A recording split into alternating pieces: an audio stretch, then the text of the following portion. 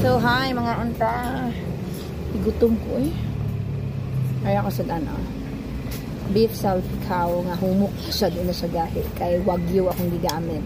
Okay. Wagyu cube. Okay. Tapos abot, gibot nga lang ako gani. Kay trip lang na ako. Gigutom ko yun. Kanon. So, tapos naapod siya mushroom nga whole. Diba? Ganina, sa kamingaw, akong gahuna-hunaan yun. Bisa kung saan lang akong mahuna-hunaan. Nakabake ko og brazo de Mercedes. Nya, pag umanaw kaon, gigusla ko yun, gigutom ko yun. Gusto kong kaon ng paratso. Luto na po ko ani eh, unsa di ay.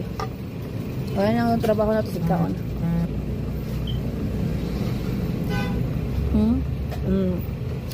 Mumok na kayo siya kay. Wag yung akong gamit. Before akong gigamit kayo. Ang botot sa mga part. Wala ko kabaloon sa ani pagluto ni i-steam ba or prito. Basta giprito na ko siya. Unsay pangalan ani. First time na ako naka-tilaw ani. Da? Lami. Lami po siya. In fairness, lami siya. Nagkama kong braso de Mercedes ka ng bake ko niya. Basta bigli grabe. Ano ko paratso.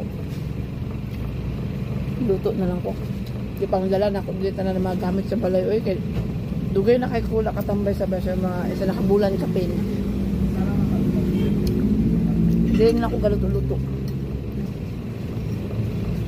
Lamit ni. Lamit siya in fairness. Kita try lamit ni oh.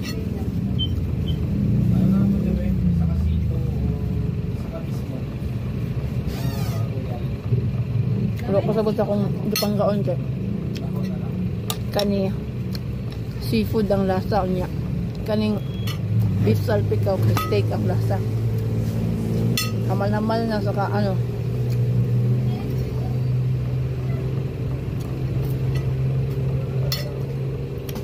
Coke mo hayot ako a lemon.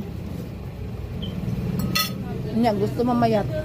Kusog kay mo kaon niya. Kusog kay dako kay kaon. Gusto mamayat na dako kay kaon. Di mo ndag og kaon yun. Bate paglao mamayat oy bahala. Sunod na mag-diet. Sibuna.